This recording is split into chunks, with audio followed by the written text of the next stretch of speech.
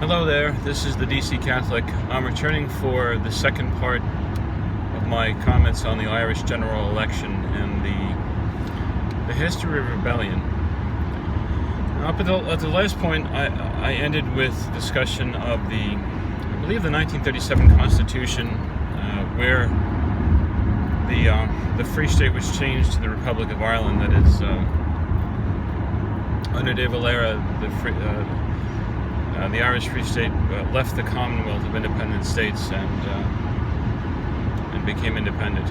I'm sorry, I hope I have this right. It might have been in the 40s, but forgive me if I'm just sticking with this. So I think I traced the history of these two parties. Fine Gael, which was formerly Cumann na nGaedheal, which was the organization, the political organization of the pro-treaty IRA and the pro-treaty Irish.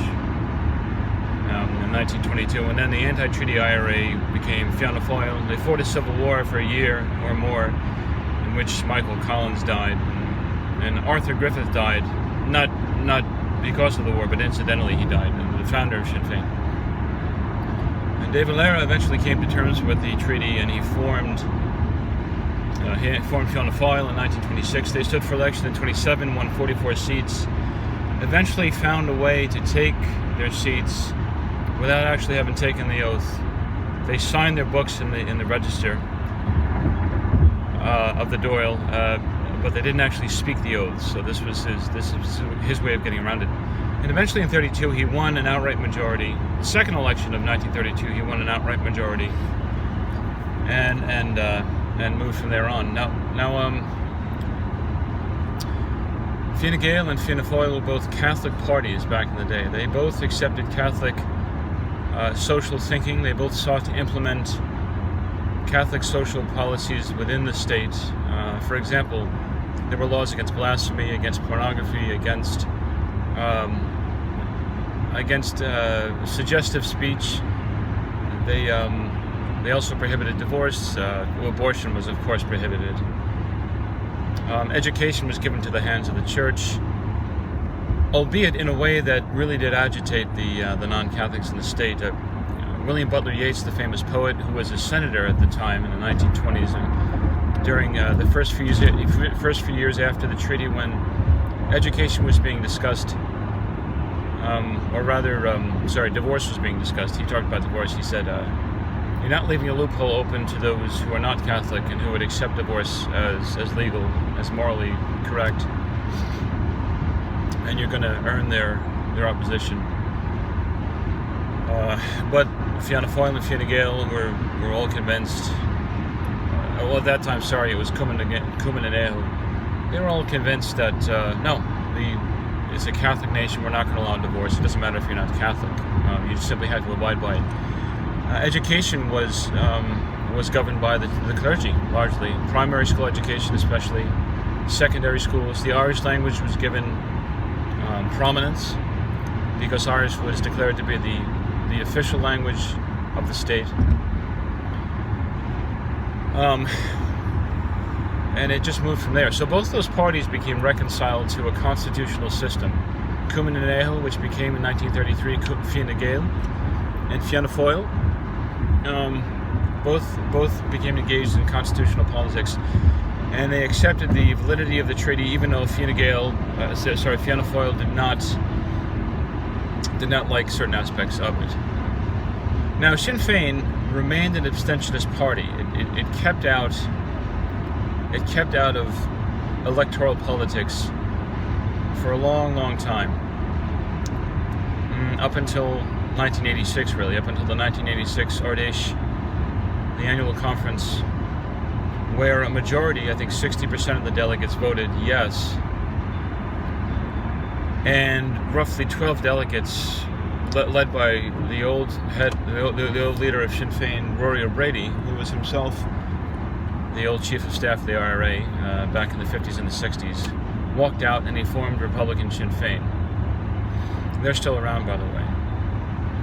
So Sinn Féin, for a long time, refused to participate in what it saw was an illegitimate political body, that is Leinster House, the Dáil and the Seanad, because their existence was derived from a treaty which they did not recognize, whose validity they did not recognize. De Valera, when he left the anti-treaty IRA, he took most of the people with him, and most of them formed Fianna Fáil. The remainder, and there weren't that many, remained as Sinn Féin, and also a lot of them were IRA guys. The IRA continued their opposition to the Irish Free State, and they continued their opposition to the North, especially, with varying degrees of success. I mean, they. Anyway, that's aside from the point. But to bring it up to speed now, so just to recap, the elections gave Fianna Fáil 38 Teach Dála, Sinn Féin got 37 Teach Dála, and Fine Gael got 35. Independents were 19. Hain 2, the Pro-Life Party, got 1, Labour got 1, and then the Green Party got 15, I think. And then there's a host of other parties, like People Before Profit got 6, I think. Anyway, the pressure's on the three main parties to form some sort of a coalition. One or other of one of those parties has to unite with another of the big parties, because without one or the other, they can't come even close to a majority, which is 80. They have to get 80, because there's 160 seats. And the Speaker of the Dáil holds 1 seat, so he can't be counted as forming a government. So that's where these parties stand. Now, Fianna Fáil and the Fine Gael, as I say, were Catholic. They were dedicated to Catholic social teaching. They drew a lot of their inspiration from Rerum Novarum of Leo XIII, and also Quadragesimo Anno of Pope Pius XI. Talked about how to Catholicize the social order. And Pope Pius XI was very impressed by this in Ireland, especially with the moves of De Valera to Catholicize the state. And there were, but Sinn Féin was opposed not to the policies, but rather to the principles. They were socialists, and they may have wanted Catholic elements to society, but socialism meant state control of wealth. This is what they were aiming for, and they really haven't changed ever since that time. In the 1960s, a lot of them started to go Marxist. There was a split in the IRA back in the 60s. A number of them began to go Marxist as well. Gerry Adams and Martin McGuinness were both dedicated revolutionaries up until they accepted Good Friday. And one could argue that Gerry Adams still is a revolutionary. He's just been able to successfully cloak his true beliefs in very pleasing political words.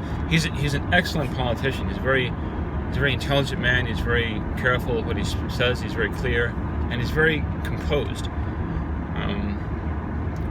One might also say he's cultured. He's very well read, and he carries himself very well. But he's put himself outside the Catholic Church now because he accepts abortion and homosexuality and all this other stuff. But what I want to get back to is the spirit of rebellion. The problem with all the parties now, the three major parties, is that they were all born in rebellion. Now, God hates rebellion. He always does. And one could argue that as a result of the 1918 general election, where Sinn Féin swept almost all the island, including four of the 6 counties in Ulster of what is now Northern Ireland, that Irish patients had been pushed beyond the pale, and that they could be forgiven for taking up arms because the British themselves were acting in a rebellious manner, that they weren't taking the best interest of the Irish people to heart. And that's reasonable. They weren't. They constantly saw, they wanted to hold on to Ireland. They did not want to let it go. And so it's, the argument could be put forth that what the Irish were doing was not actually rebelling, but they were either acting in self-defense, or they were acting in that way in the absence of a correct or a moral or a justified British order. In other words, you can only push people so far, and when they reach the breaking point, they might rebel, or they will rebel.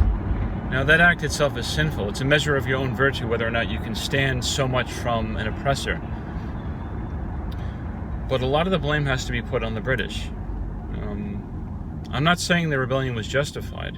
What I'm saying is that it's understandable, and the sin of those who rebelled was the less because of the obnoxious behavior of the English.